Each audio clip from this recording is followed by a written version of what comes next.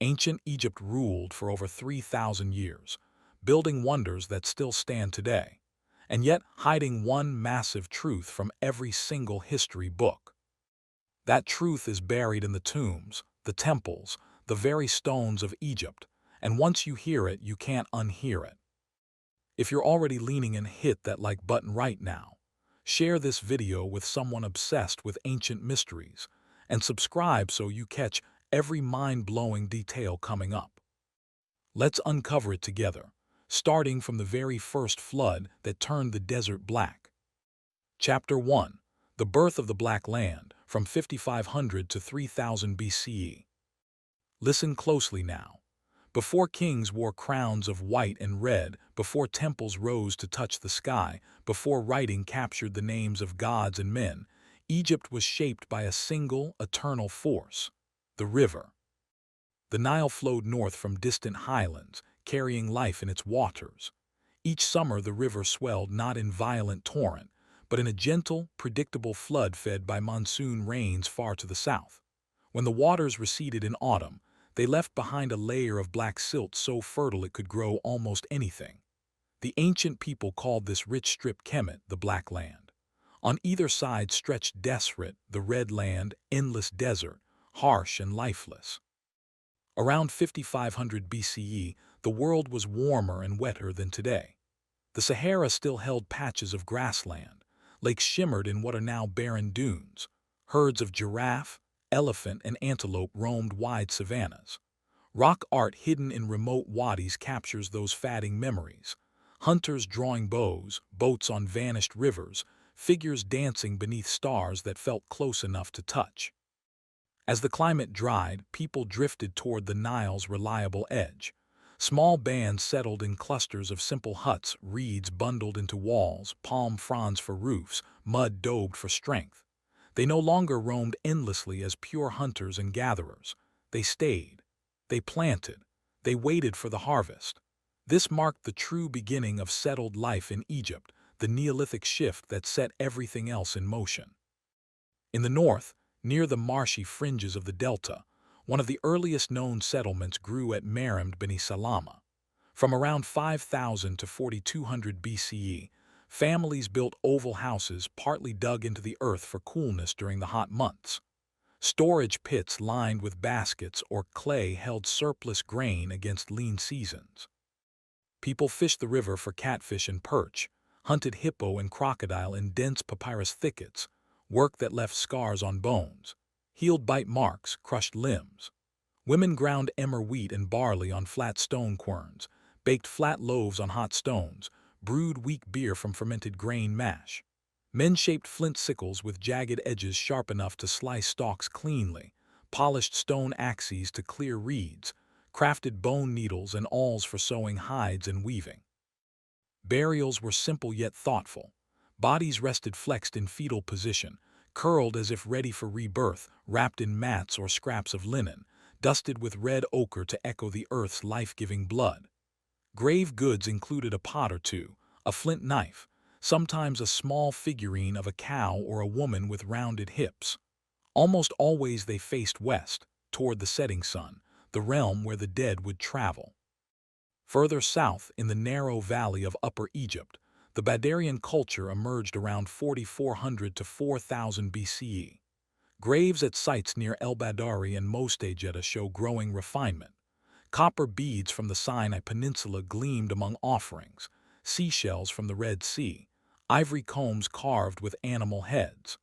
Pottery reached eggshell thinness, surfaces rippled to mimic woven baskets.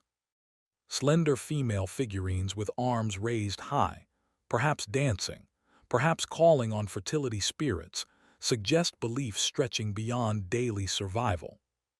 Trade networks widened. Gold dust came down from Nubia, obsidian from Ethiopia, malachite for green eye paint from the eastern desert. Donkey caravans crossed dry wadis, reed boats glided along the river. Communities grew larger, more organized.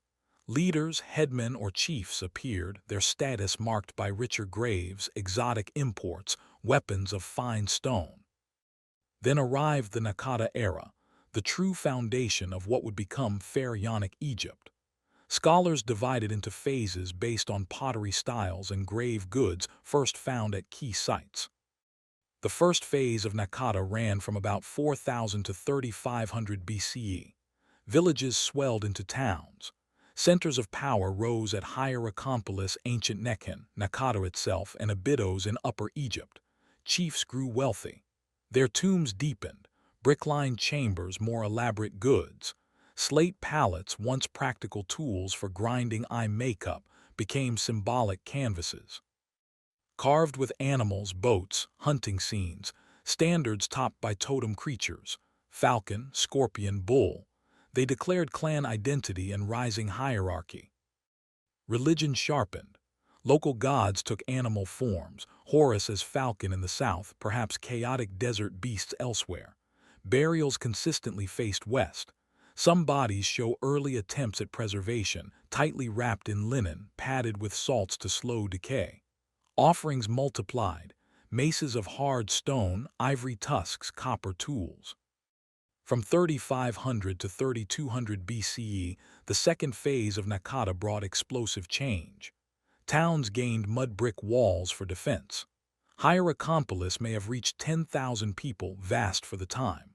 Temple areas filled with votive offerings, carved ivories of processions, high-prowed boats, animal-top standards. Pottery evolved dramatically. Vessels of marl clay painted red and black showed boats with enclosed cabins, perhaps portable shrines, gazelles, plants, abstract designs.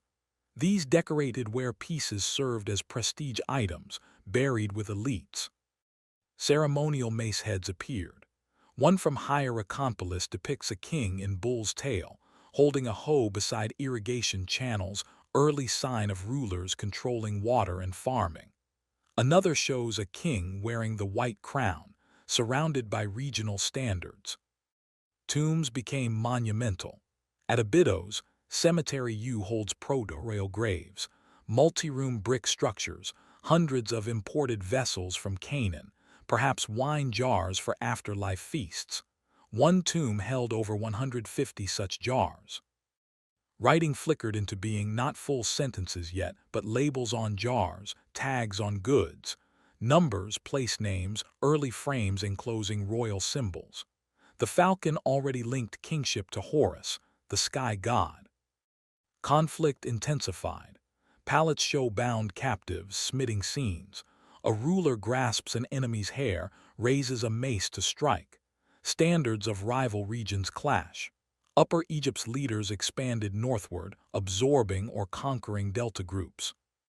The final phase of Nakata, from 3200 to 3000 BCE, served as the prelude to unification. Two major powers dominated. The southern tradition rooted in Hierakonpolis, Nakata, and Abydos. A northern one possibly centered around sites like Budo in the delta. Tradition credits Menes with unification, but archaeology points to Narmer, or a king who bore that name. The Narmer palette, found at Hierakonpolis, stands as one of the earliest pieces of political art ever created. Carved from dark greywacke stone, about 64 centimeters tall and shaped like a chevron shield, it was ceremonial rather than everyday. One side shows Narmer wearing the tall, bulbed white crown of Upper Egypt, inspecting rows of decapitated enemies, heads placed neatly between their feet. A sandal bearer follows. Officials carry standards. Below, mythical long-necked beasts with intertwined necks symbolize chaos brought under control. The other side, Narmer in the flat red crown of Lower Egypt, smites a captive with a mace. A bull tramples a foe. Above, the falcon Horus perches on papyrus, holding a rope through the captive's nose, the king as living Horus subduing disorder. This is propaganda carved in stone. The southern king claims both crowns, conquers the north, restores Ma'at order, truth, justice over chaos. The palette bears some of the oldest hieroglyphs. Narmer's name in a serech frame, a palace facade topped by a falcon, place names, counts of captives or tribute. Whether Narmer was Menes himself or the king who paved the way, unification solidified around 3100 to 3000 BCE. A new capital rose at Memphis, called White Walls, placed strategically where the Nile enters the delta, controlling trade, farming, and movement between the two lands. Narmer's tomb at Abydos held vast quantities of Canaanite jars, proof of wide trade or tribute. Subsidiary graves for retainers hint at a growing court, perhaps even early retainer sacrifice in royal funerals. Daily life in these closing centuries reflected the transformation. Farmers sowed emmer and barley after the flood withdrew, harvested in spring with sickles of flint or early copper. Irrigation channels dug by hand or directed by chiefs extended fields. Early scribes tallied grain on tags or labels. Artisans shaped luxury goods, carved ivory, polished stone vessels, copper tools hammered thin. Women ran households, wove linen from flax, brewed beer, raised children. Men hunted, fished, traded, fought when needed. Communities gathered for festivals, honoring local gods or seasonal cycles. Religion touched every aspect: animal cults, ancestor veneration, faith in life continuing after death. Society divided sharply. Elites wore fine linen, adorned with beads of gold, lapis, carnelian. Common people wore simple kilts or shifts. Chiefs, soon kings, mediated between humans and divine forces, ensuring the Nile flooded, the sun rose, order prevailed. By 3000 BCE, Egypt stood unified under one ruler wearing the double crown, white and red combined. A centralized state with divine kingship, writing for records and propaganda, monumental ambition, and an obsession with eternity had taken form. The Black Land was born. The age of pharaohs had begun. Chapter 2: Dawn of the Two Lands, from 3000 to 2686 BCE. Listen now. The unification had happened.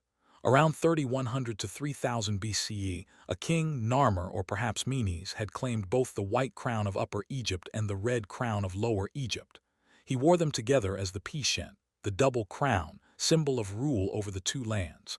Memphis rose as the new capital near the Nile's fork into the delta, a strategic bridge between valley and marsh, between south and north. The age of pharaohs had truly begun. This era, the early dynastic period, spans roughly 3000 to 2686 BCE and includes the first dynasty and second dynasty. It was not yet the time of colossal stone pyramids or vast temple complexes.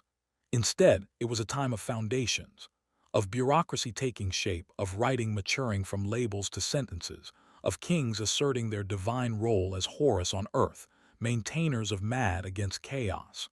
Royal tombs grew larger, more elaborate. Human sacrifice appeared and faded. Trade reached Canaan and Nubia. The state centralized, but cracks appeared.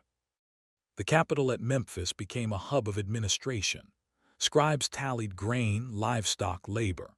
The pharaoh owned vast estates worked by farmers who owed taxes and corvée duty, forced labor on canals, walls, temples. Priests tended early shrines to Horus, Seth, Ptah, patron of craftsmen in Memphis. The king was no mere warlord. He was a god incarnate, son of Ra in some early ideas, intermediary between earth and sky. Most kings of this period came from Thinis near Abydos, the old southern power center. They buried their bodies at Abydos in the el-Kab cemetery, deep brick-lined pits with chambers for the king, goods, and sometimes retainers. But many also built grand mastabas at Saqqara, overlooking Memphis, flat-topped, rectangular superstructures of mud brick mimicking palace facades with niched walls. Debate lingers. Were Saqqara mastabas the true burials, with Abydos as cenotaphs, symbolic tombs for the soul? Or vice versa? Modern consensus leans toward Abydos as primary royal burial, Saqqara for high elites, but some kings may have had dual monuments to claim both regions.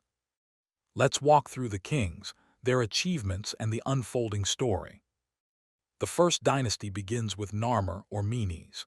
Tradition credits Menes with founding Memphis and unifying the land. Many scholars see Narmer and Menes as the same man. Narmer his Horus name, striking falcon. Menes an honorific, the established one. His famous palette shows him smiting enemies, wearing both crowns, propaganda declaring victory and order restored. Narmer's successor was likely Horus the fighter. His reign saw consolidation. Labels from his tomb at Abydos mention expeditions, trade. He may have campaigned in the Levant. Ivory labels from his time show early hieroglyphs, names, events, goods. Next came perhaps the longest reigning early king, around 40 to 50 years. His tomb at Abydos was large, with subsidiary graves for retainers. Some show signs of sacrifice. Strangled or poisoned to accompany the king in death, a grim practice that peaked early and then declined. Jur's reign saw expansion. Rock inscriptions in Nubia and the Sinai suggest military reach. He built or improved irrigation works, boosting agriculture. Jet followed shorter reign, perhaps 10 years. His stela from Abydos, now in the Louvre, is one of the earliest royal monuments. A falcon atop his Serek name, flanked by the goddess Wadjet. Simple yet powerful, the king as Horus protector. Mernith, a queen regent, may have ruled for her young son Den. Her tomb at Abydos rivals kings in size. Seal impressions name her king's mother. Women held power early. Mothers, wives, regents. Den, the most documented first dynasty king, ruled around 40 years. He introduced innovations. First known stone sarcophagus in his Abydos tomb. Early use of the double crown in depictions. Advancements in record-keeping. Ivory labels from his tomb show running ceremonies, perhaps the Est festival for renewal, battles against Eastern nomads, boat processions. He wore both crowns, symbolizing full unity. His tomb included a stairway entrance, architectural progress, and rich goods, ebony, ivory, copper tools. Anjib followed short reign, perhaps 10 years. His tomb at Abydos was smaller. Unrest may have begun. Seal impressions show his Horus name with the Nebti title, two ladies, protector of Upper and Lower Egypt, an early addition to royal titulary. Semerkit, controversial successor, may have usurped Anjib. His name means companion of the god, perhaps Horus. His tomb shows signs of hasty construction or damnatio memoriae, erasure of predecessors' names on some seals. Short reign, perhaps 9 years. Ka closed the first dynasty, long reign, stable. His tomb at Abydos had a complex substructure. Saqqara mastabas from his time held rich goods. He appears last on early king lists, Narmer to Ka.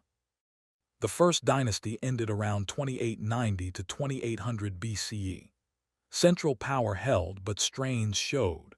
Retainer sacrifice faded, perhaps moral shift or cost. Provincial elites grew stronger.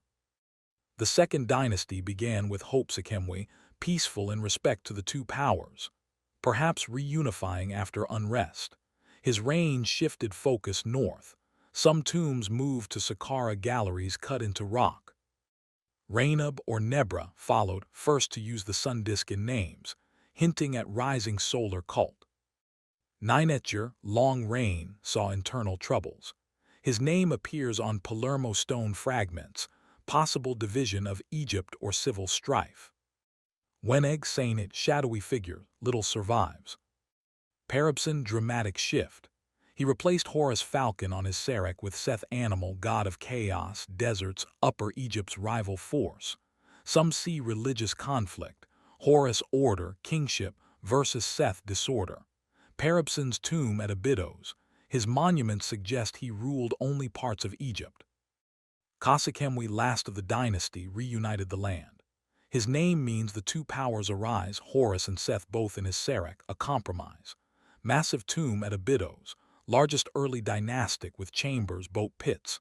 His funerary enclosure at Abydos, Shunnit ez Zebib, huge mud brick walls, perhaps prototype for later enclosures. Inscriptions show campaigns against Nubia Asiatics. He built at Hierakonpolis. Father Djoser, first king of Dynasty III. Daily life evolved. Farmers irrigated fields with basins and canals, surplus fed growing bureaucracy. Artisans crafted copper tools, bronze rare until later, stone vessels, ivory combs. Writing matured, Administrative labels, annals on Palermo stone precursors. Religion centered on king as Horus, local gods like Neith, Ta gained prominence. Trade brought cedar from Lebanon, lapis from Afghanistan. Society stratified. Pharaoh, viziers, overseers, scribes, artisans, farmers. Women owned property, managed estates. No widespread slavery yet, labor from corvée. By 2686 BCE, Egypt stood stronger, centralized, literate, ambitious. Khosrow-Khemwe's reunification paved the way for Djoser's step pyramid, the leap to Old Kingdom grandeur. The dawn had broken. The two lands were one and eternity beckoned. Chapter 3. The Age of Stone Giants, from 2686 to 2181 BCE. Listen now. The unification had taken root.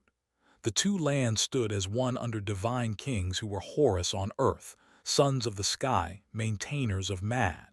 From the early dynastic foundations, mud brick mastabas, emerging bureaucracy, the double crown, Egypt leaped forward into something eternal. This is the Old Kingdom, spanning roughly 2686 to 2181 BCE, through dynasties 3 to 6. Historians call it the Pyramid Age for good reason. Pharaohs built colossal tombs of stone that still dominate the horizon near Memphis. Central power peaked. The king commanded vast resources, mobilized thousands, aligned monuments to stars and sun. Society was ordered. Pharaoh at apex, viziers and priests below, scribes recording every grain, artisans crafting wonders, farmers feeding the machine during Nile floods. No foreign threats loomed large. Nubia and Sinai yielded resources, Libya paid tribute. Peace and plenty allowed ambition to soar. Yet this golden era carried seeds of its end. Pyramids drained treasuries, solar cults grew powerful, provincial governors gained autonomy, and finally the Nile itself. The lifeblood faltered. We begin with Dynasty 3 and a revolution in stone. Djoser and the Step Pyramid Revolution, around 2670 to 2650 BCE. The first great leap came under Necherikit, better known as Djoser. His vizier and architect, Imhotep, a polymath later deified as god of medicine and wisdom, transformed royal burial forever.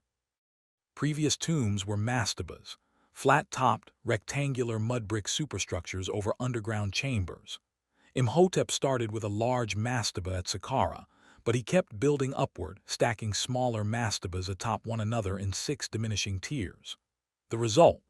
The step pyramid, rising 62 meters, about 204 feet, in 6 steps, the oldest large-scale stone building in the world. This was no mere tomb. The entire complex sprawled over 40 acres, a vast enclosure walled in white limestone, mimicking the royal palace with niched facades. Inside lay courtyards, dummy buildings, stone replicas of wood-endreed structures for afterlife use, a Hebsed court for the king's renewal festival, and underground galleries with 400 rooms stocked with grave goods. The pyramid itself encased the king's burial chamber deep below, surrounded by shafts and passages designed to thwart robbers. Why steps? Some see symbolic ascent to the heavens, a stairway for the Ka soul to climb toward the sun. Others note it evolved from stacked mastabas. Whatever the intent, it marked permanence. Mud brick decayed, stone endured. Imhotep's genius set the template for all future pyramids. Djoser was buried with treasures, statues including seated figures of himself, and provisions for eternity. Dynasty 3 kings after Djoser experimented. Sekhemkhet began an unfinished step pyramid, others built smaller ones, but the path was set. Dynasty 4, the true pyramids and Giza's glory, around 2613 to 2494 BCE. Dynasty 4 perfected the form. Sneferu, founder, built 3 pyramids, each a learning step. First at Meidum, started as a step pyramid, then sides filled for smooth slope, but it partially collapsed during construction or soon after, earning the nickname the Ruined Pyramid. Next, the bent pyramid at Dashur. Angle began steep, 54 degrees, then midway shifted to shallower 43 degrees to reduce pressure and prevent collapse. It stands intact, casing partly preserved. Finally, the Red Pyramid at Dashur, first true smooth-sided pyramid, lower angle for stability. Sneferu succeeded where others faltered. His experiments paved the way for perfection. Then came Khufu, Cheops in Greek, Sneferu's son. Around 2580 to 2560 BCE, he built the Great Pyramid at Giza, the largest ever. Originally 146.6 meters tall, 481 feet, base covering 13 acres. About 2.3 million limestone blocks, averaging 2.5 tons each, some granite up to 80 tons. Quarried nearby, floated on Nile during floods, dragged on sledges lubricated with water or mud. How? Archaeologists now favor internal-external ramps, straight ramps for lower levels, wrapping or zigzag for upper. Levers, rollers, copper chisels shaped stones. Workforce, not slaves but skilled Egyptians, perhaps 20,000 to 30,000 total, 4,000 core stoneworkers, rest support, bakers, brewers, doctors. They lived in a nearby village with bakeries, breweries, cemeteries showing good diet beef, bread, beer. Precision astonishes. Base level within centimeters, aligned to cardinal points within arc minutes, possibly using stars or solar observations. Inside, ascending passage to Grand Gallery, King's Chamber with granite sarcophagus, relieving chambers above to distribute weight. No treasures remain, robbed anciently, but the scale endures. Khafre, Khufu's son, built the second Giza pyramid slightly smaller, 143 meters original height, and the Great Sphinx, lion-bodied, human-headed, likely Khafre's face, 73 meters long, carved from limestone bedrock as guardian of the necropolis. Its complex included Valley Temple, Causeway, Mortuary Temple. Menkora, last of the trio, built the smallest Giza pyramid, 65 meters, exquisite granite casing partly surviving. His reign saw shift, smaller pyramids, more temples. Dynasty 4's pyramids symbolized absolute power, pharaoh as god-king, mobilizing nation for eternity. Dynasties 5 and 6, sun cult, pyramid text and slow decline, around 2494 to 2181 BCE. Dynasty 5 shifted emphasis. Ra, the sun god, rose in prominence. Kings built sun temples with obelisks, e.g., Userkaf, Sahir at Abusir. Pyramids grew smaller, more resources went to solar worship. Pyramid texts appeared, first in Unez's pyramid, late Dynasty 5. Spells carved inside for king's afterlife journey, resurrection, ascension as star or with Ra. Dynasty 6 kings like Teti, Pepi I, Mariner continued tradition but power waned. Nomarchs, provincial governors, gained independence building lavish tombs. Pepi II, longest reign in history, perhaps 94 years, from age 6 around 2278 to 2184 BCE, ruled into old age. Early prosperity, expeditions to Nubia, Punt, Sinai. But long reign meant weak successors, court intrigue, over-reliance on officials. The final blow came from nature. Around 2200 BCE, global climate cooled, monsoons weakened, Nile floods failed repeatedly for decades. Famine struck, central authority crumbled. Nomarchs hoarded grain, civil strife erupted. By 2181 BCE, the Old Kingdom fragmented. Dynasty 6 ended in chaos. Brief Dynasty 7-8 saw rapid king turnover. Legacy of the A. The Old Kingdom gave humanity wonders, pyramids as engineering marvels, symbols of divine order against chaos. Art idealized, serene statues, reliefs of daily life and eternity.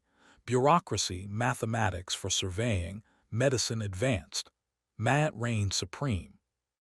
But eternity proved fragile. When Nile betrayed, so did central power. The age of stone giants closed, fragmentation followed. Yet the pyramids stand, silent witnesses to ambition, faith, ingenuity. They whisper, Egypt once bent the earth to its will. Chapter 4. Chaos and the First Breaking, from 2181 to 2055 BCE. Listen now. The pyramids still stood on the Giza plateau, silent guardians of a glory that had faded. The Nile, once so reliable in its annual gift of black silt, had begun to betray the land. Floods grew weak and erratic around 2200 BCE, a long drought gripping North Africa, monsoons failing far to the south. Grain stores emptied, famine stalked villages. Central authority, already strained by long reigns, overambitious building and powerful provincial governors, cracked under the weight. This is the first intermediate period, roughly 2181 to 2055 BCE, spanning dynasties 7 through 10 and the early part of dynasty 11. Egypt splintered. No single pharaoh ruled the two lands. Memphis faded as the heart of power. Rival centers rose. Heracleopolis in the north, Middle Egypt, just south of the Fayum, claimed the legacy of the old capital, while Thebes in the south emerged as a fierce challenger. Nomarchs' local governors became near-independent lords, building their own tombs, raising armies, controlling resources. For about a century and a half, Egypt tasted disunity, civil war, hardship, yet it did not break entirely. Regional art flourished in places. Literature lamented chaos but dreamed of order restored. Ordinary people adapted, and power slowly shifted southward. The collapse had roots in the late Old Kingdom. Pepi II's extraordinarily long reign, perhaps 94 years, left weak successors. Nomarchs, once appointed officials, inherited positions hereditarily and grew wealthy, their rock-cut tombs in places like Beni Hassan rivaling royal ones in ambition if not scale. Irrigation, trade, and grain hoarding fell into local hands. When Nile levels dropped, famine hit hardest in the north. Southern regions fared slightly better due to geography. Dynasties 7 and 8, shadowy, brief, clung to Memphis. Manetho, the later historian, claimed Dynasty 7 had 70 kings in 70 days, likely exaggeration for chaos. Few monuments survive. Kings like Neferkare, Menkaure ruled fleetingly. Authority barely extended beyond the capital region. By around 2160 BCE, power shifted north to Heracleopolis Magna, modern Aitnisia el Medina. Dynasties 9 and 10, often grouped together, ruled from here.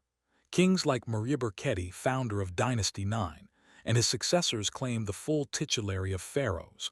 Horus name, Nebti titles, Golden Horus.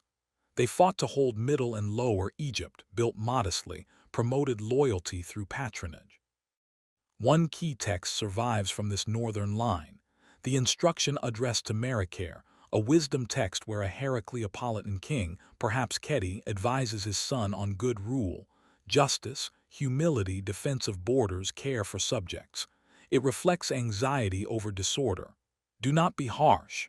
The people are cattle, the ruler is their herdsman. In the south, Thebes' ancient wasit rose quietly at first. Local nomarchs of the Intef family seized opportunity. Around 2134 BCE, Montuhotep I, or Tepia, founded what became Dynasty 11. His successors, Intef I Sehertoi, Intef II Wahenk, Intef III expanded control over Upper Egypt. They conquered neighboring nomes, claimed Abydos, sacred burial ground of early kings, styled themselves pharaohs. Their tombs at El Tarif near Thebes, Saf tombs with pillared facades, show growing confidence. Conflict brewed between north and south. Heracleopolis and Thebes eyed each other across Middle Egypt. Skirmishes flared. Alliances shifted. Thebes gained edge through geography, farther from drought's worst effects, closer to Nubian gold and trade routes. Intef II expanded aggressively, taking Abydos, declaring himself rightful heir to Mad. Inscriptions boast victories over the northern foes. Literature from this era captures the turmoil. The admonitions of Ipuwer, a poetic lament, though surviving copy dates later, paints vivid chaos. The land is without light. Poor men have become rich. The Nile is blood. Gates, columns, walls are consumed by fire. It contrasts lost order with present disorder. rivers of reversal where slaves become masters, tombs robbed, granaries empty. Scholars debate if it describes the first intermediate period directly or uses it as metaphor for any breakdown, but its imagery echoes famine, rebellion, social upheaval. Other texts, like the Eloquent Peasant or Prophecies, reflect similar themes: injustice, need for strong rule. Yet not all was darkness. Regional styles emerged. Vivid, expressive tomb paintings in provincial sites show daily life, hunting, offerings with less rigid Old Kingdom formality. Craftsmen innovated, local cults strengthened. Nomarchs like Enctafi of Hierakonpolis boasted independence. I am the beginning and the end. When Upper Egypt was starving, I gave grain to the north. Around 2055 BCE, the tide turned. Mentuhotep II Nebhipetar ascended in Thebes. He waged relentless campaigns northward. Inscriptions and reliefs from his mortuary temple at Deir el-Bahri later celebrated victories. He defeated Heracleopolitan forces around 2033 BCE, perhaps in a decisive battle near Abydos or Memphis. Heracleopolis fell. The north submitted. Mentuhotep assumed full royal titles, wore the double crown, reunified the two lands. He built a grand terraced temple tomb at Deir el-Bahri, innovative design foreshadowing Hatshepsut's, with Osirian statues, Punt expedition hints, though later, and propaganda scenes of conquest. With reunification, the first intermediate period ended. Dynasty 11 continued briefly under Mentuhotep II's successors, but true stability came in Dynasty 12. Thebes became the new power center. Amen rose as chief god. Daily life during the chaos varied by region. In famine years, many starved. Skeletons show malnutrition. Others thrived locally. Nomarchs feasted while peasants labored. Trade continued sporadically. Nubia and Levant exchanged goods. Religion adapted, more personal piety, ancestor cults, local deities. Society saw trickling down, customs once royal like certain burial rites reached wider classes. This era was no mere dark age. It was transition, power decentralized, then recentralized from the south. Lessons learned: strong central rule vital for Nile management, famine prevention, shaped the Middle Kingdom's revival. The first breaking taught Egypt resilience. Chaos came, order returned. The river still flowed and man endured. Chapter 5: Classical Revival and the Middle Kingdom, from 2055 to 1650 BCE. Listen now. The dust of civil war had settled. The Nile, after decades of weak floods, began to rise generously again. From the south, a Theban king named Mentuhotep II had marched north, defeated the Heracleopolitan rulers, and claimed the double crown. Around 2055 BCE, the two lands breathed as one once more. The first intermediate period's fragmentation ended. The Middle Kingdom began, a time of restoration, strength, and classical elegance that many call Egypt's true golden age of balance and achievement. This era, stretching roughly 2055 to 1650 BCE, includes the second half of Dynasty 11, the brilliant Dynasty 12, and the longer but weakening Dynasty 13. Thebes started as the power center, but the capital soon moved north to Ichtoy, near Lisht in the Fayum region, for better control. Pharaohs rebuilt order through strong administration, military expansion, especially into Nubia for gold and resources, massive building projects, and a cultural flowering. Art grew more realistic and expressive. Literature explored human emotions, morality, exile, and wisdom.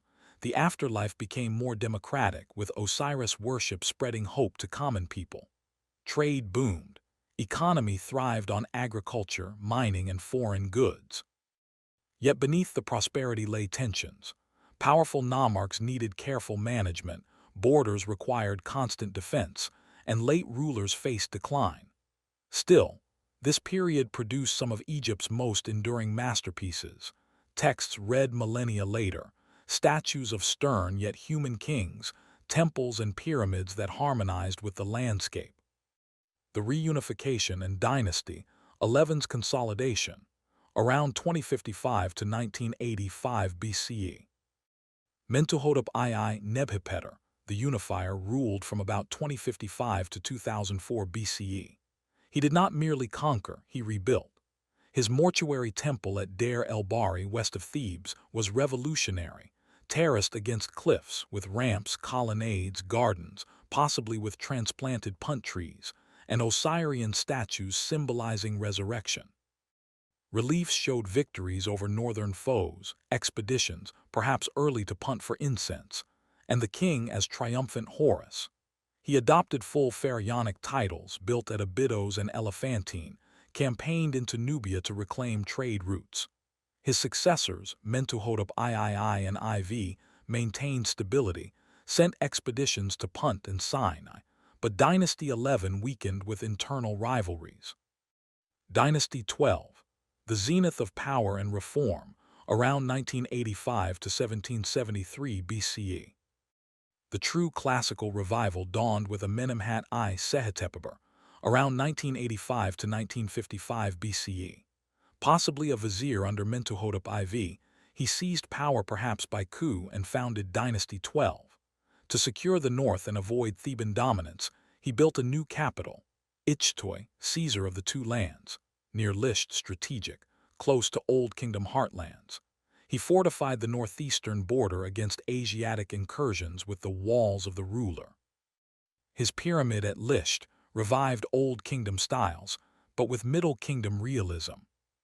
His son Senusret I Khepurkhare, around 1956 to 1911 BCE, co-ruled then succeeded a pattern of coregency to ensure smooth transitions.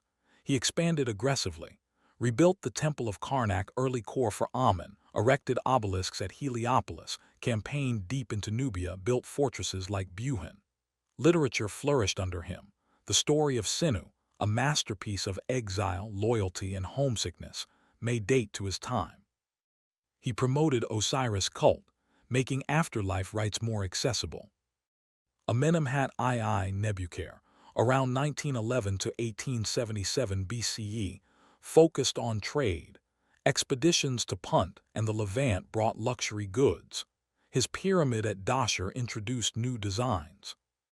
Senusret II Khepera, around 1877 to 1870 BCE, shifted attention to the Fayum oasis, dug canals to reclaim land, built storage for flood control, boosting agriculture and economy.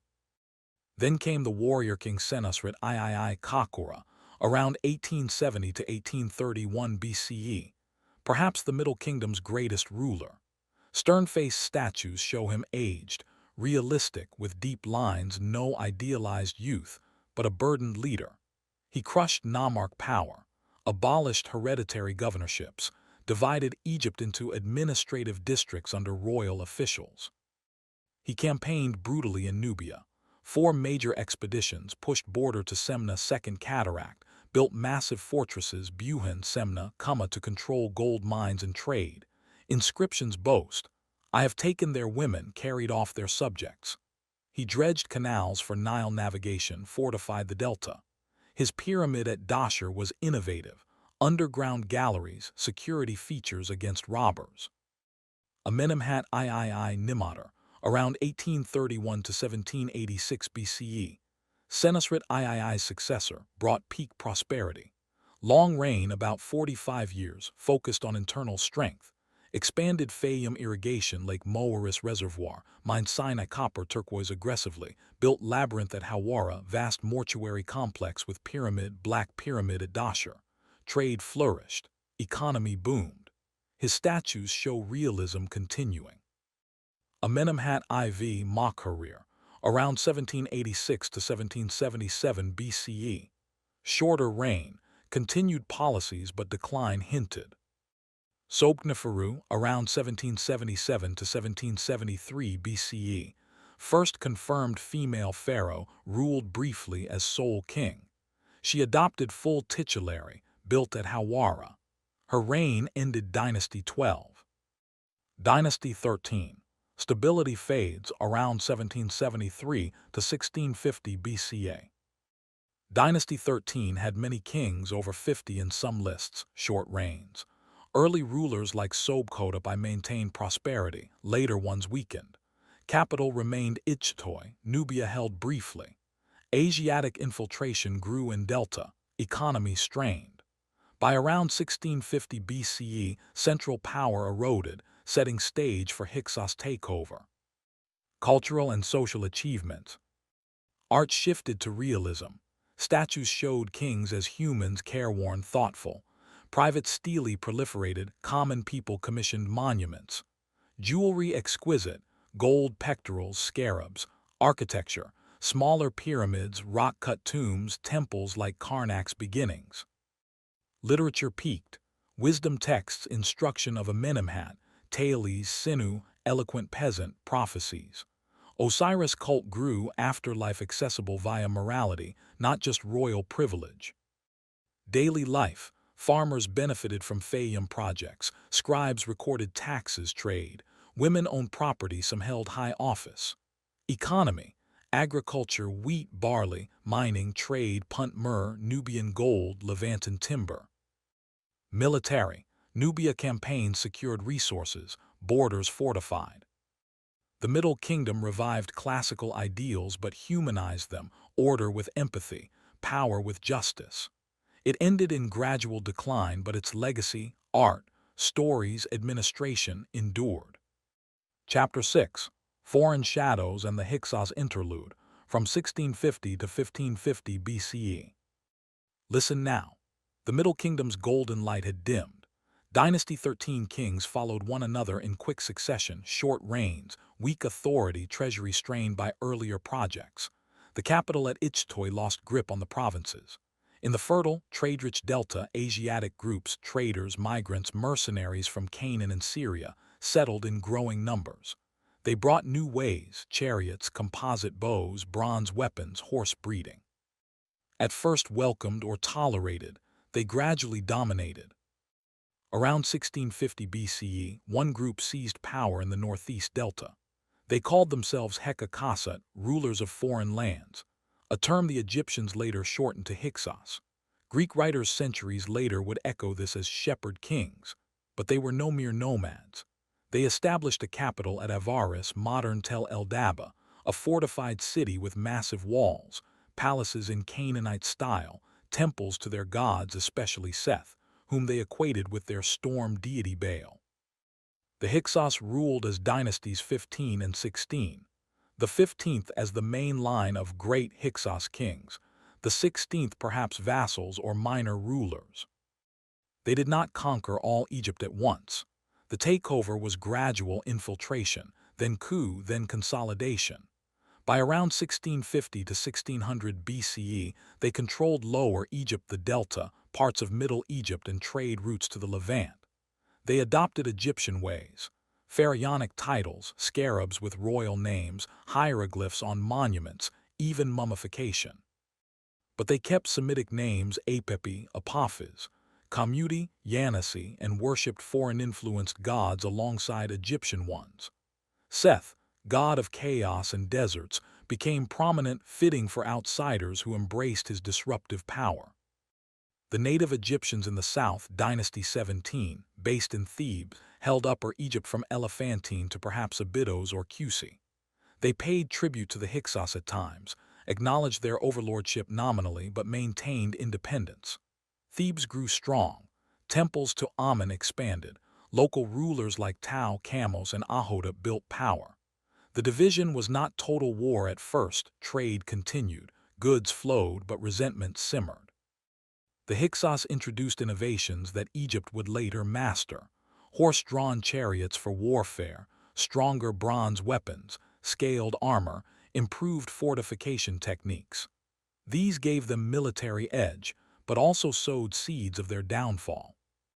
The Hyksos period left few grand monuments. Their rule was pragmatic, focused on trade and defense rather than massive building. Avaris grew into a cosmopolitan hub, Canaanite-style houses, Minoan fresco fragments suggesting Aegean contacts, vast cemeteries with donkey and horse burials. Scarab seals of kings like Sheshi, Yakbim, Kayan show wide influence, some found as far as Crete and Baghdad. Kion, around 1600 BCE, was perhaps the most powerful, his name on a lion statue in Baghdad, trade goods across the Near East. But in the south, pride burned. The Thebans saw themselves as true guardians of Mad, heirs to Mentuhotep and Senusret. Around 1580 to 1555 BCE, tensions erupted. Seqenenre-Tao, or Tao II, a Theban ruler of Dynasty 17, appears first in conflict. His mummy, found in the Deir el-Bahri cache, tells a grim story.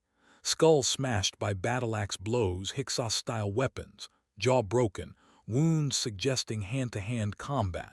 Tradition holds he died fighting the Hyksos, perhaps refusing tribute or raiding northward. His wife Ahotep, a formidable queen, held the family together. Her titles include Great King's Wife, Mistress of the Two Banks, even hints of military command. She may have acted as regent for her sons.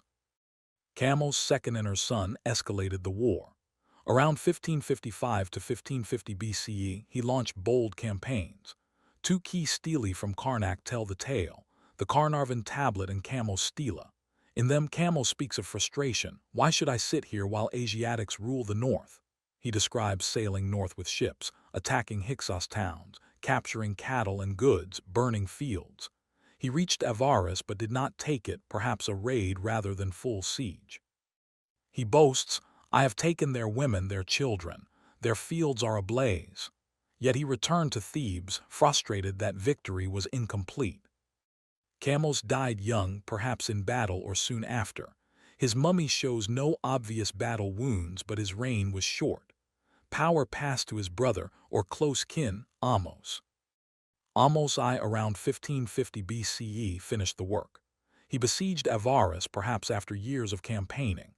The Hyksos king Apepi, Apophis, long reigning, mentioned in Thales as cunning adversary, eventually fled. Ahmose pursued remnants into southern Palestine, Sharuhan, captured it after 3-year siege.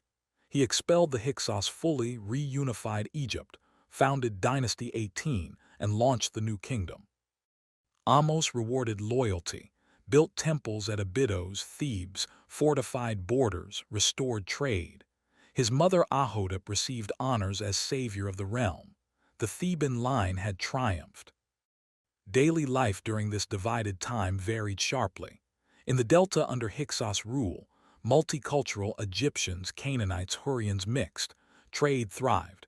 Timber from Lebanon, wine, oil. Horses appeared, prestige animals for elites.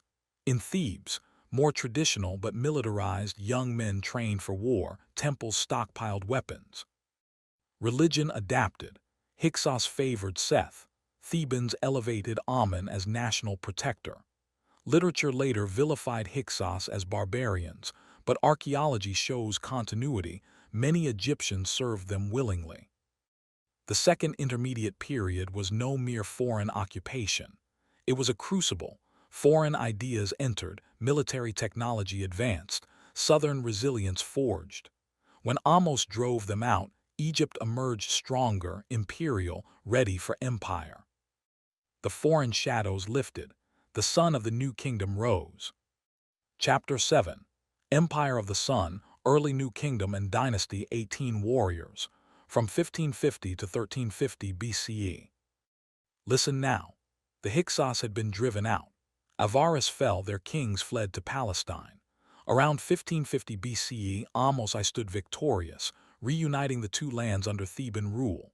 Dynasty 18 began, the first of the new kingdom, an era when Egypt transformed from a recovering kingdom into a true empire. Borders expanded, tribute poured in from Nubia to Syria, gold mines flowed, trade fleets sailed to distant lands. Pharaohs became warrior kings, diplomats, builders on a grand scale. The sun god Amun-Ra rose supreme, his temples at Karnak growing ever larger. Mad flourished in prosperity and might. This early phase of Dynasty 18, roughly 1550 to 1350 BCE, saw the foundations of imperial glory laid by a line of strong rulers. From Ahmose's liberation to Amenhotep III's opulent peace, Egypt reached heights of power, wealth, and cultural splendor unmatched before. Ahmose I, the founder and liberator, around 1550 to 1525 BCE. Ahmose I, son of Seqenenre-Tao and brother of Chamos, completed what his family began. He besieged Avaris, starved the Hyksos out, pursued remnants to Sharuhan in southern Palestine, a 3-year siege, and crushed them. He campaigned into Nubia 3 times to secure southern borders and gold mines of former Hyksos allies. In Canaan, he advanced to Jahi, reasserting influence. With Egypt secure, Ahmose rebuilt. He restored temples damaged in chaos, granted lands to loyal veterans, strengthened administration. His wife Ahmose Nefertari, a powerful queen, received divine honors, perhaps as priestess of Amun. Their family laid the Theban dynasty's foundation. Amenhotep I, consolidation and innovation, around 1525 to 1504 BCE. Ahmose's son Amenhotep I continued stability.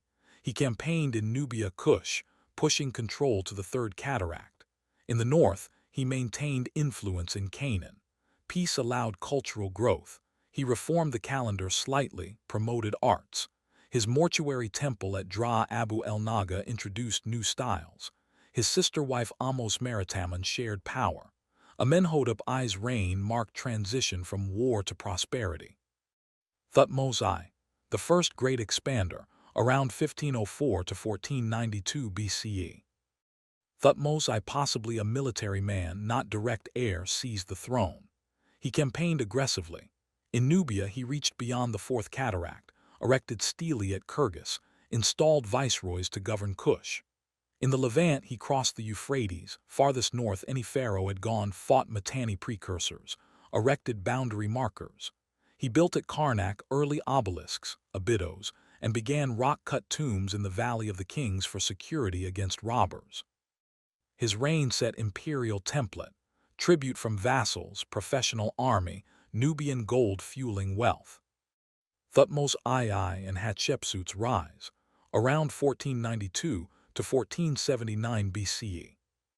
Thutmose II, short reign, continued Nubian control, suppressed rebellions. His half-sister and wife Hatshepsut bore daughter Neferir.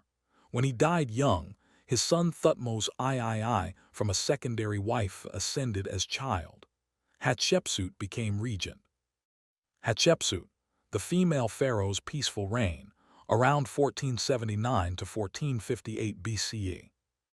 Around year 7 of Thutmose III's reign, Hatshepsut declared herself pharaoh, adopting full titulary, male regalia and art, false beard, kilt, but often shown with female form beneath. She ruled dominantly for about 20 years. Her reign emphasized peace, trade, building. She sent famous expedition to Punt, Somalia-Eritrea area. 5 ships returned with myrrh trees, incense, ebony, gold, leopard skins. Reliefs at Deir el-Bahri show this vividly. She rebuilt temples damaged in Hyksos time, erected obelisks at Karnak, one still standing, tallest ancient, restored Spios Artemidos for Hathor. Her mortuary temple at Deir el-Bahri, terraced masterpiece against cliffs, featured colonnades, gardens, Osirian statues, punt scenes. It symbolized renewal. She promoted Amun cult, legitimacy through divine birth scenes, Amun fathering her.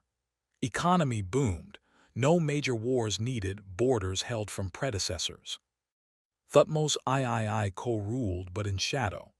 After her death, around 1458 BCE, he later erased her name from monuments, perhaps resentment, or to streamline succession.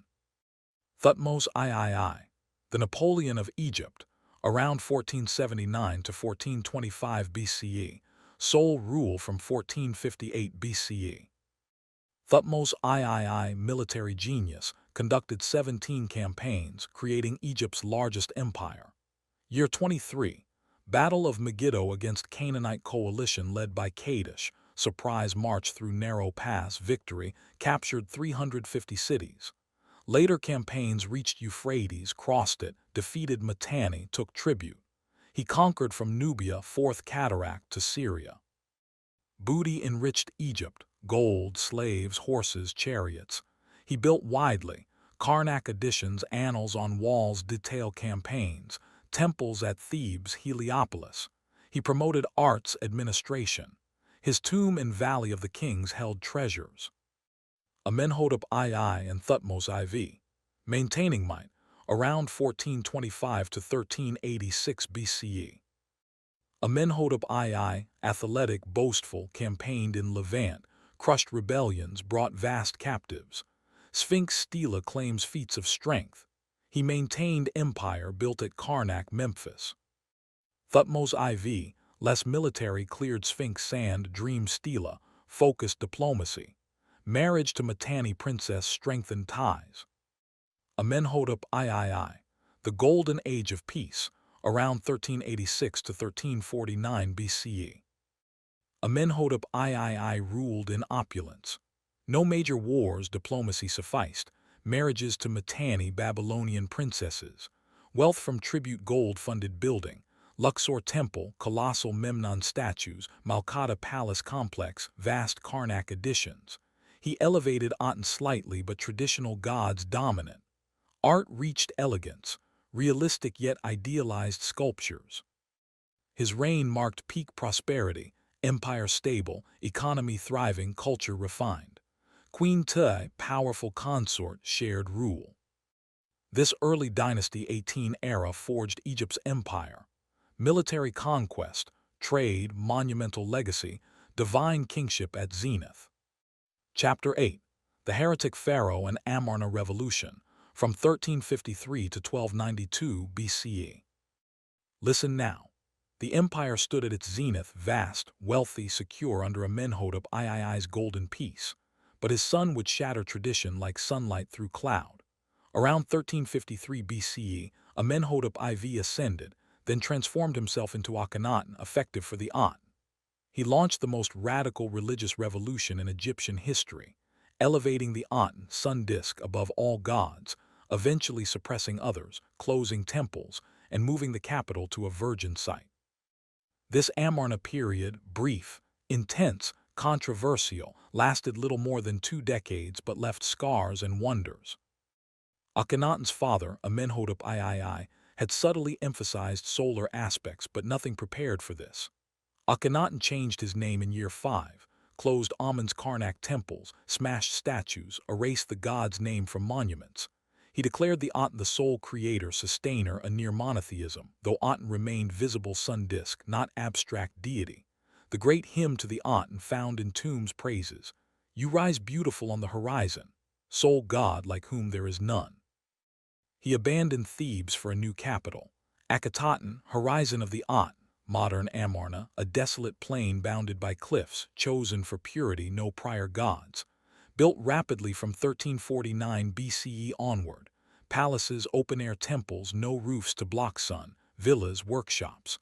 Boundary stele carved in cliffs declared, "No one shall say, it is here to build temples to other gods." The city rose a great temple to Aten with open courts, altars for offerings, royal palace with gardens, nobles' tombs with new art style. Art changed dramatically. Early Amarna style, elongated figures, exaggerated features, potbellies, thin necks, prominent jaws, perhaps realistic or symbolic of divine light. Family scenes tender. Akhenaten and Nefertiti dote on daughters under Aten rays, ending in hands giving Ankh life. Gone were rigid, idealized poses. Instead, intimate, naturalistic depictions, king kissing daughter, eating casually, riding chariot with family. Nefertiti, beautiful one has come, rose to unprecedented prominence. Her bust, famous limestone head, shows elegant features. Titles suggest co-regency power. She may have acted as high priestess.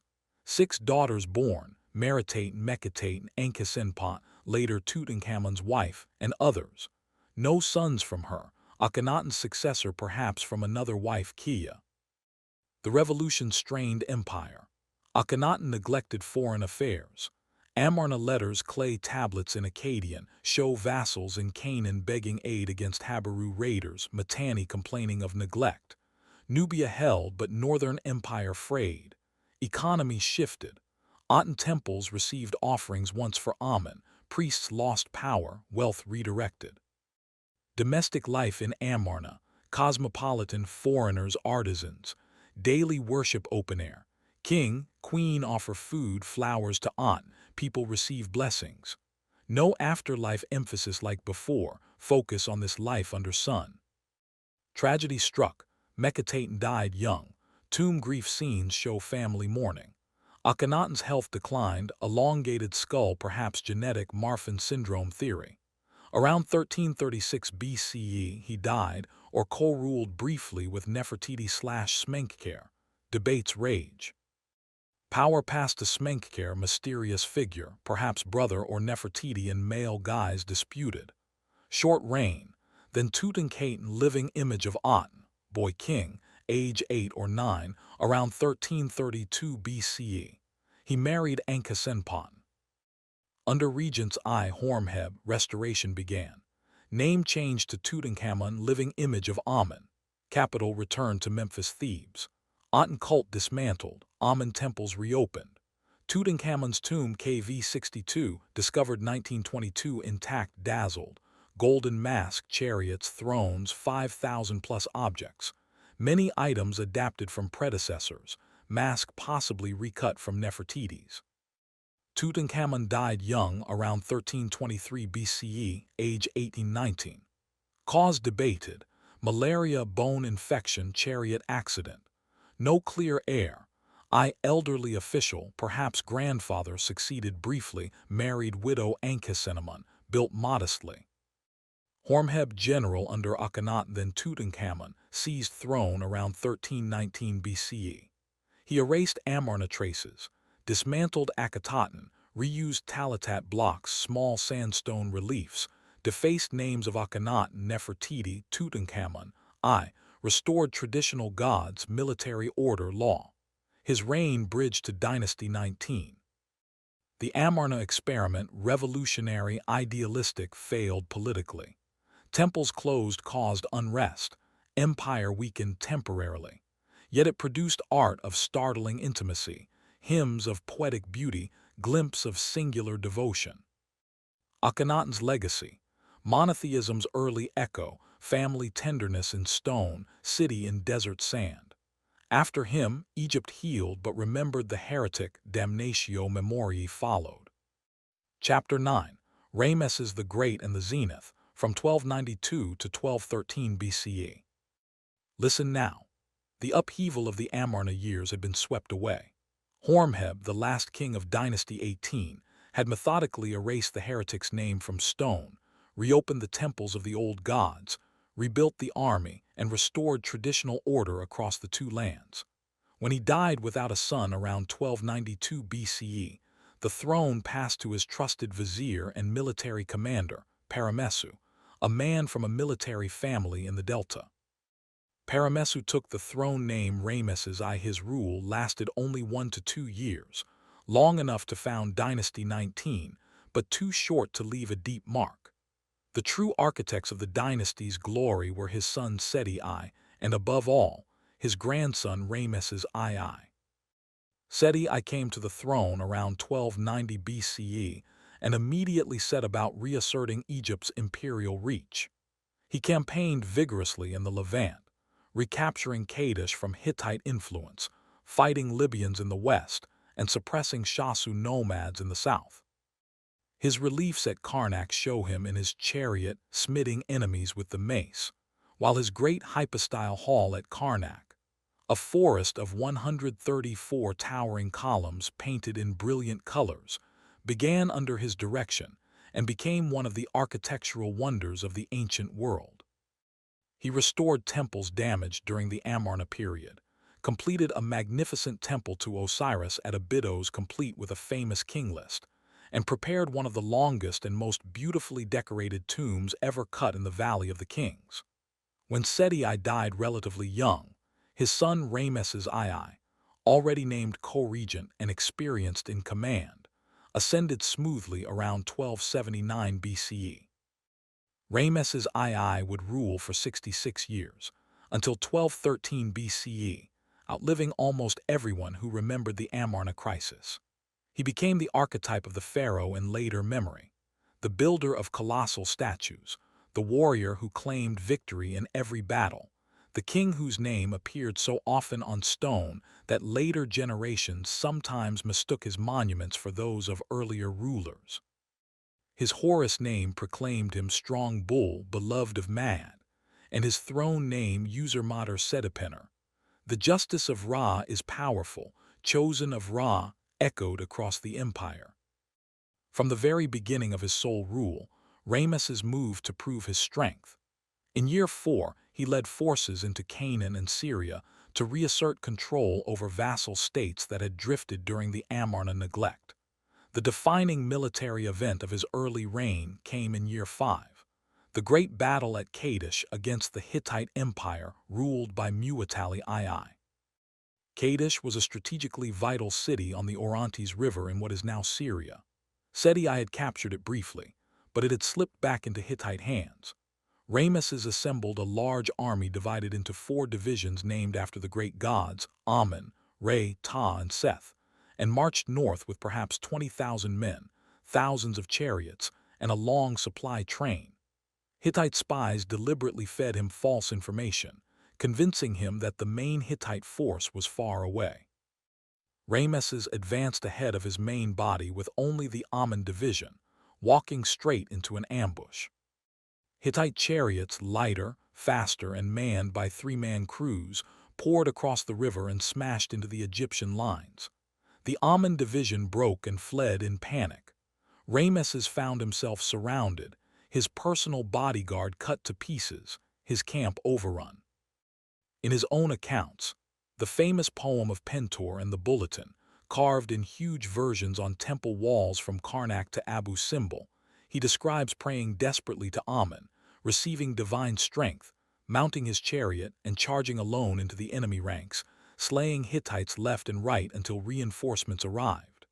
The Ta division and a force of Near Eastern recruits turned the tide. The Hittites were driven back across the river, many drowning in the panic. The battle ended in a tactical draw. Ramesses held the field long enough to claim victory and retreat in good order, but he failed to capture Kadesh itself. The Hittites also proclaimed victory. Ramesses turned this ambiguous result into one of the greatest propaganda triumphs in history. Reliefs of the battle appear at Luxor, Karnak, the Ramesseum, Abydos, and especially the rock-cut temples of Abu Simbel, showing the king gigantic in his chariot, bow drawn, trampling foes while smaller figures of his officers rally around him. The message was unmistakable. Ramesses was invincible, protected by the gods, the restorer of Egypt's honor. For the next 16 years, war with the Hittites continued in fits and starts, raids, skirmishes, shifting alliances. Both empires grew weary. In year 21, Ramesses and the new Hittite king Hattusili III signed the world's first surviving international peace treaty. The original silver tablet has not survived, but copies in Akkadian, the diplomatic language of the time, and hieroglyphic versions carved at Karnak and the Ramesseum preserve the text. It promised mutual non-aggression, extradition of fugitives, and assistance against rebels or invaders. To seal the alliance, Ramesses married Hattusili's daughter and later a second Hittite princess. Diplomatic correspondence flowed between the two courts. When famine struck the Hittite lands, Egypt sent shipments of grain. With peace secured in the north, Ramesses turned to construction on a scale never seen before. He built or completed more monuments than any other pharaoh, often recarving the names of earlier kings onto older statues and temples to make them his own. In Nubia, he created the twin rock-cut temples of Abu Simbel. The great temple features 4 colossal seated statues of Ramesses himself, each 20 meters tall, guarding the entrance. Inside, halls lead to a sanctuary where, twice a year on his birthday and coronation day, the rising sun illuminates the innermost statues of Ra-Horakhti, Ramesses, and Amun. The smaller temple honors his favorite wife Nefertari and the goddess Hathor. These temples were so precisely aligned and carved that they remain one of the most awe-inspiring engineering feats of the ancient world. In the Delta, he founded a new capital called Pi Ramesses, House of Ramesses, a glittering city of faience-glazed bricks, palaces, temples to many gods, stables for thousands of horses, bronze workshops, gardens, canals, and even a zoo. It became the administrative and military heart of the north. At Thebes he completed the hypostyle hall at Karnak, started by Seti I, extended Luxor Temple, built the Ramesseum as his mortuary temple, with its once gigantic seated colossus that later inspired Shelley's poem Ozymandias, and added pylons and obelisks. At Abydos, he finished the Osirian and built his own temple to Osiris. Across Nubia, he erected forts and temples at Beit el-Wali, Jerf Hussein, and elsewhere to project power and secure the gold mines. Rameses fathered more than 100 children, sons trained for command, daughters married into alliances or kept in the royal household. His chief wife Nefertari died around year 24 and was buried in one of the most beautifully painted tombs in the Valley of the Queens. Later queens included Isnofret and others who bore important heirs. In his later years, Rameses celebrated multiple Est festivals, rituals of renewal that symbolically rejuvenated his strength. He maintained peace with the Hittites, kept Nubia firmly under control, and watched the western borders against Libyan tribes. His mummy, discovered in 1881 and now in Cairo, shows a tall man, about 170 centimeters, with red hair, advanced arthritis, and severe dental problems, signs of a very long life that ended around age 90 in 1213 BCE. His immediate successors, Merneptah, his 13th son, the usurper Amenmes, Seti II, inherited a strong but increasingly strained empire. The zenith had been reached under Rameses II. He was not always the greatest battlefield commander. Kadesh remained inconclusive, but he was an unparalleled master of propaganda, diplomacy, and monumental legacy. His name and image appear so frequently on stone that he became the pharaoh against whom all others were measured. The long reign of Rameses the Great closed an era of supreme confidence. The empire stood vast and glittering, its temples echoing with his name, its borders secured by treaty and gold. Yet the world beyond was changing, whispers of new peoples on the move, storms gathering on the horizon. Chapter 10. Decline, Sea Peoples and the Last Ramessides, from 1186 to 1070 BCE. Listen now. Rameses II the Great had ruled for nearly 7 decades, leaving behind a glittering but overstretched empire. His successors Merneptah, Amenmes, Seti II, Siptah, and Tusret held the throne for short, troubled reigns filled with intrigue, usurpation, and the first tremors of external threat. By around 1186 BCE, when Setnak had seized power and founded Dynasty 20, Egypt stood on the edge of collapse.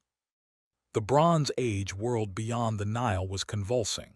Droughts, migrations, economic breakdown, and the arrival of mysterious seafaring raiders known to the Egyptians as the peoples of the sea. Setnak's brief rule restored a fragile stability. He crushed internal rebels, expelled foreign intruders who had infiltrated during the chaos of the previous dynasty, and passed the throne to his son Rameses III, the last great warrior pharaoh of the new kingdom. Rameses III ascended around 1184 BCE and ruled for 31 years until 1153 BCE.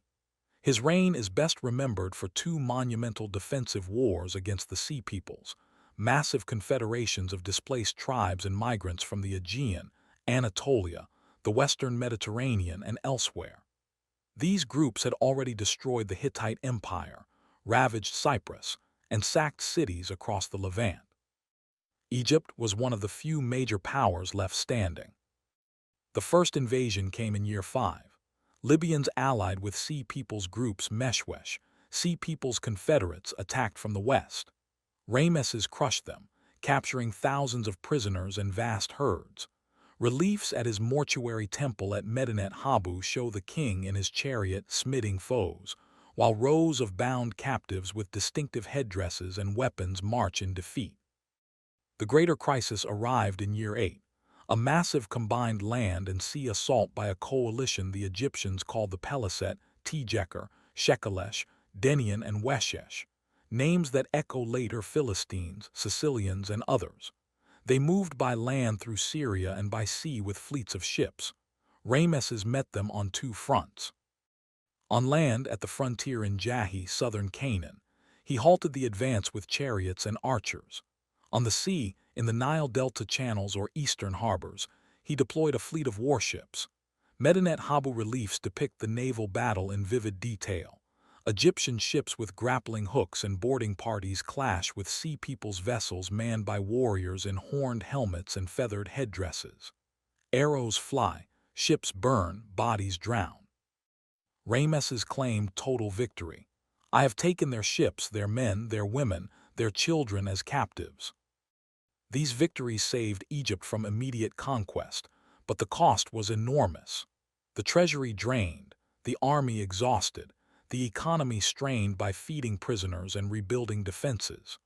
Rameses III also campaigned in Nubia and suppressed Libyan threats again in year 11, but the empire never fully recovered its earlier reach. Inside Egypt, cracks widened rapidly. The long wars and disrupted trade caused inflation, grain shortages, and delayed payments to workers. The most famous evidence comes from the village of Deir el-Medina, home to the skilled artisans who cut and decorated royal tombs in the Valley of the Kings. Papyrus records show the first documented strikes in history. Around year 29 of Rameses III, the men of Deir el-Medina refused work because rations of grain had not arrived for months. They sat at the temple gate, protested to officials, and eventually received back pay. But the incident exposed deep administrative failure. Corruption spread. Tomb robberies became epidemic. By the late Ramesside period, even royal tombs were systematically looted. The Abbot Papyrus and other judicial records from the time of Rameses IX and Rameses X describe trials of thieves who confessed to breaking into tombs, stealing gold, linen, and amulets from kings as revered as Amenhotep III and Seti. Many culprits were caught, tortured, and executed. But the robberies continued, driven by poverty and the knowledge that the dead no longer protected their wealth. Rameses III himself may have fallen victim to palace intrigue. His mummy shows no obvious violent death, but a judicial papyrus, the Harem Conspiracy Papyrus, describes a plot by a secondary wife T and her son Pentaweret, aided by courtiers and guards. They used wax figures, spells, and knives to assassinate the king. The conspirators were tried, some forced to commit suicide, others mutilated or burned. Whether the plot succeeded or was uncovered in time remains debated, but Rameses III died soon after. His successors, Rameses IV through Rameses XI, ruled in steady decline. Rameses IV expanded quarrying in the Wadi Hammamat and began a massive but unfinished tomb, but his reign was short. Later kings built smaller, poorer tombs. Central authority eroded. Viceroys in Nubia and high priests of Amen at Thebes grew increasingly autonomous. The high priest Amenhotep, under Rameses XI, effectively ruled Upper Egypt as a separate power. By around 1070 BCE, the new kingdom ended. Rameses XI, last of the line, lost control entirely. Smendes, a northern official, founded Dynasty 21 from Tanis in the Delta, while Thebes remained under the high priests of Amen. Egypt split once more into north and south, marking the beginning of the third intermediate period. Daily life in these final decades grew harsh for many. Farmers faced higher taxes to fund wars and temples. Artisans went unpaid. Tomb builders lived in fear of robbery accusations. Yet the culture endured. Magnificent reliefs at Medinet Habu still show Rameses III as giant defender of Ma'at, hymns, and wisdom texts circulated. The Nile continued its cycle. Dynasty 20 closed the new kingdom not with a sudden fall, but with a long, weary fade. The empire that had stretched from Nubia to the Euphrates shrank back to the Nile Valley. The age of conquest and colossal monuments gave way to survival and fragmentation. Yet the memory of Rameses III's victories, the resilience of the land, and the enduring faith in Maat carried forward. The sun set on the new kingdom, but Egypt itself would rise again in new forms. Chapter 11. Fragmentation, Nubians, Persians, and the Late Revival, from 1070 to 332 BCE. Listen now. The new kingdom had ended not with a thunderclap of defeat, but with a slow, quiet unraveling. Ramesses XI, the last king of Dynasty 20, still sat on the throne in name, but real power had slipped away. Around 1070 BCE, Smens, a northern official from Tanis in the Delta, declared himself pharaoh and founded Dynasty 21. At the same time in Thebes, the high priests of Amun, men like Herihor and Payink, ruled Upper Egypt as virtual kings, controlling the vast temple estates and armies. Egypt was divided once more north and south, Tanis and Thebes, each claiming legitimacy, each minting its own monuments, yet neither strong enough to reunite the two lands fully. This third intermediate period, roughly 1070 to 664 BCE, saw Egypt ruled by outsiders who gradually became insiders. Libyans from the west, longtime mercenaries and settlers, rose to dominance in Dynasty 22. Their kings, Shashank I foremost among them, took Egyptian names, wore the double crown and rebuilt temples, but their power base remained the Delta and Middle Egypt. Shashank I, identified by many scholars with the biblical Shishak, campaigned into Canaan and Judah around 925 BCE, sacking Jerusalem and carrying off treasures as described in the Bible and on his own reliefs at Karnak. Yet even this resurgence proved temporary. By the middle of Dynasty 22, local chiefs and high priests fragmented authority further, creating a patchwork of semi-independent city-states and nomes. Dynasties 23 and 24 overlapped in confusion, minor lines in Leontopolis, Tanis, Sais, and elsewhere, while the country slid toward anarchy. Trade declined, monumental buildings slowed to a trickle, and the once mighty army relied increasingly on foreign mercenaries. The old ideal of Maat seemed distant, preserved more in ritual than in reality. Then from the south came a dramatic reversal. The kingdom of Kush, centered in Nubia, with its capital at Napata near the Fourth Cataract, had long been under Egyptian influence, its rulers educated in Thebes, its gods borrowed from Amun. Around 747 BCE, a Kushite king named Pi or Payinki looked north and saw weakness. He marched down the Nile with chariots, archers, and cavalry, proclaiming himself the rightful defender of Egyptian tradition against Libyan chaos. Pi's great victory stela, found at Napata and now in Cairo, describes his campaign in vivid detail. He defeated coalition after coalition, besieged cities, accepted surrenders with ritual humility from defeated kings, and cleansed temples of impurity.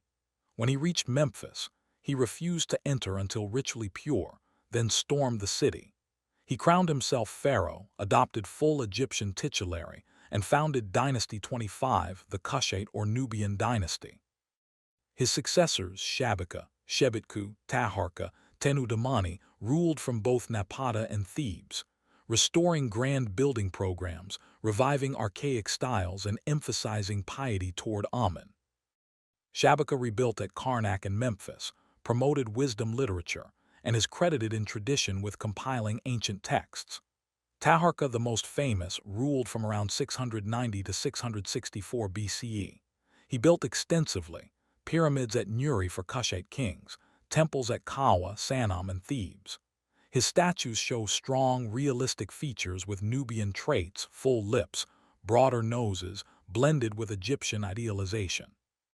He fought Assyria when that rising power invaded the Levant, sending aid to allies, but in 671 BCE, the Assyrian king Esarhaddon conquered Egypt as far as Memphis.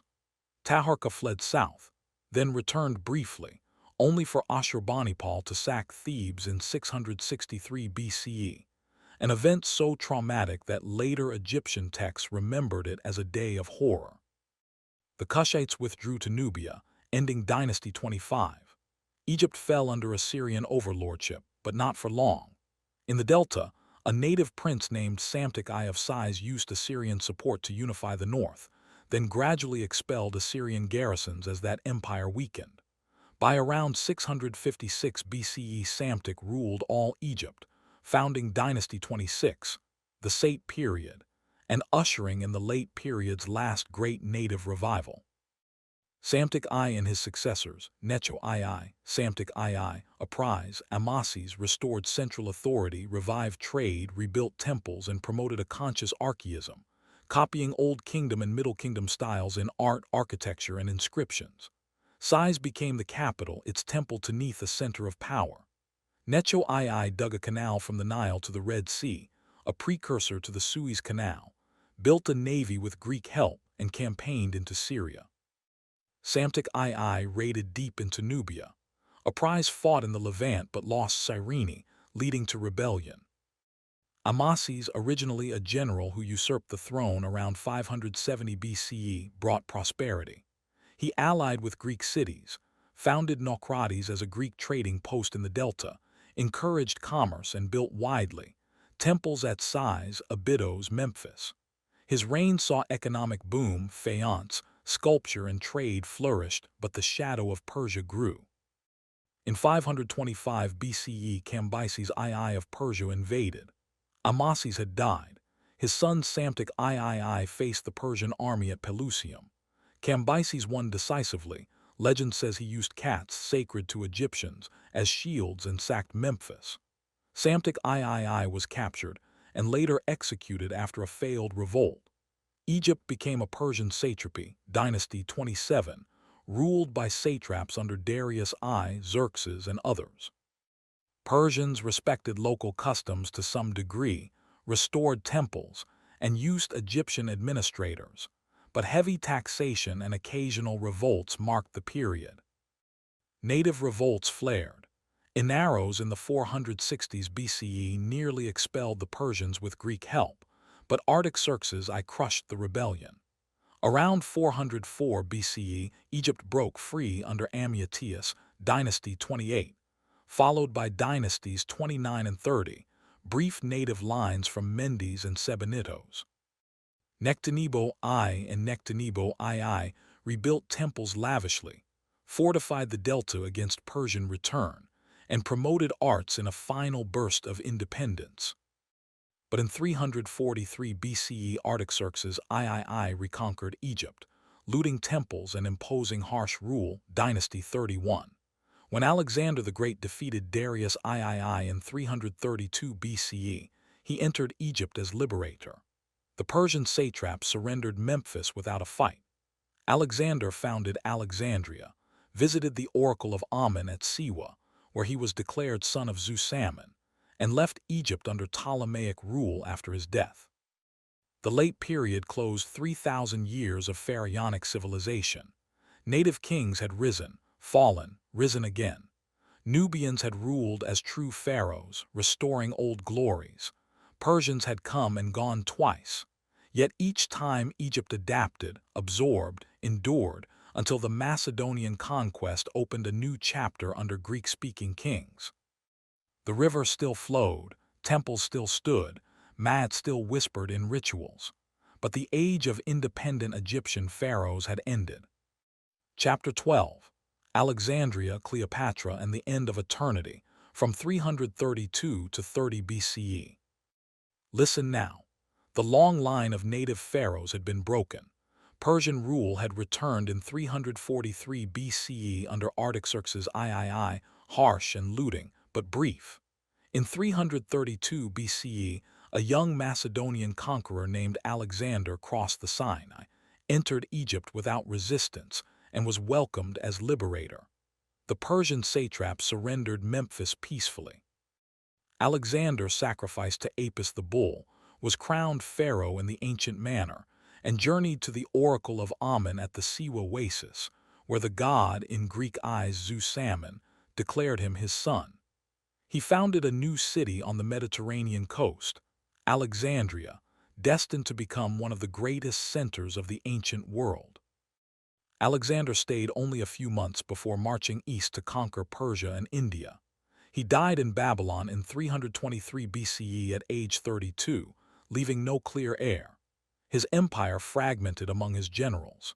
Egypt fell to Ptolemy, son of Lagos, Ptolemy I Soter, who secured the country by 305 BCE and declared himself king, founding the Ptolemaic dynasty that would rule for nearly 3 centuries. The Ptolemies governed as Greek monarchs who adopted pharaonic traditions to legitimize their rule. They wore the double crown, built temples in Egyptian style, presented themselves as Horus and Isis, and were depicted in relief smiting enemies in the old manner. Yet they remained Greek in language, court, administration, and culture. Alexandria became their capital, a planned Hellenistic city with wide boulevards, the famous lighthouse, one of the seven wonders, the Mouseion, a research institute, and the great library that aimed to collect all the world's knowledge. Greek settlers dominated the administration, army, and elite. Native Egyptians remained farmers, priests, and laborers, though many rose in service. Early Ptolemies, Ptolemy II Philadelphus, Ptolemy III Euergetes brought prosperity. Ptolemy II built the canal from the Nile to the Red Sea, expanded trade with India and East Africa, and patronized scholarship. The library grew to hundreds of thousands of scrolls. Scholars like Euclid, Eratosthenes, and Callimachus worked there. Temples rose at Philae for Isis, Edfu Horus, Dendera Hathor, and Kam Ombo Sobek and Horus. Grand projects blending Egyptian architecture with Hellenistic refinements.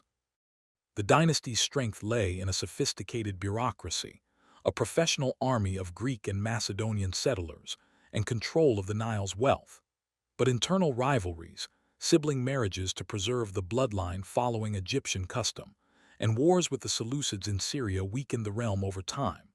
By the 2nd century BCE, Roman influence grew. Ptolemy VI and Ptolemy VIII fought civil wars. Cleopatra II and Cleopatra III played power games. The kingdom survived, but its independence eroded. Cleopatra VII, born 69 BCE, ascended in 51 BCE at age 18, co-ruling first with her father Ptolemy XII Auletes and then her younger brother Ptolemy XIII. She was the first Ptolemy to speak Egyptian fluently, along with Greek, Latin, and several other languages. Intelligent, charismatic, and politically astute, she presented herself fully as pharaoh, building temples, appearing in processions as Isis, and restoring Egyptian cults to win native support. Her reign began in crisis. Ptolemy XIII's advisors, especially Pothinus and Achilles, drove her from Alexandria in 48 BCE. She raised an army in the south. That same year, Julius Caesar arrived in pursuit of Pompey, who had been murdered. Cleopatra smuggled herself into the palace rolled in a carpet or linen sack, according to some accounts, met Caesar, and won his support. Caesar defeated Ptolemy XIII's forces in the Alexandrian War. The palace quarter burned, possibly damaging part of the library, and Ptolemy drowned in the Nile fleeing. Caesar installed Cleopatra as sole ruler, co-ruling nominally with her infant son Ptolemy XV Caesarion, whom she claimed as Caesar's child. She bore Caesar a son, visited Rome in 46 BCE, and returned after his assassination in 44 BCE. Mark Antony, one of Caesar's heirs, summoned her to Tarsus in 41 BCE. She arrived on a golden barge, dressed as Aphrodite, and captivated him. Their alliance became both political and personal. Antony needed Egypt's wealth and grain to fight Octavian. Cleopatra needed Roman backing to secure her throne. They married in Egyptian rite, though not recognized in Rome, had 3 children: Alexander Helios, Cleopatra Selene, Ptolemy Philadelphus, and proclaimed a new order at the donations of Alexandria in 34 BCE, dividing eastern territories among their children and Caesarion. Octavian used this as propaganda. Antony had abandoned Roman ways for an eastern queen. War followed. In 31 BCE, Octavian's fleet under Agrippa defeated Antony and Cleopatra at Actium off western Greece. They fled to Alexandria. Antony's forces collapsed. In 30 BCE, Octavian landed in Egypt. Antony fell on his sword after false reports of Cleopatra's death. Cleopatra barricaded herself in her mausoleum with treasures, hoping to negotiate. When Octavian's men entered, she was found dead, tradition says by asp bite, the cobra, symbol of royalty, though some suggest poison or murder. Octavian, soon Augustus, annexed Egypt as a personal province of Rome, not a senatorial one. Caesarion was executed. Antony and Cleopatra's other children were spared and raised in Rome. Alexandria remained a great city, but pharaonic rule ended. The last independent queen of Egypt was gone.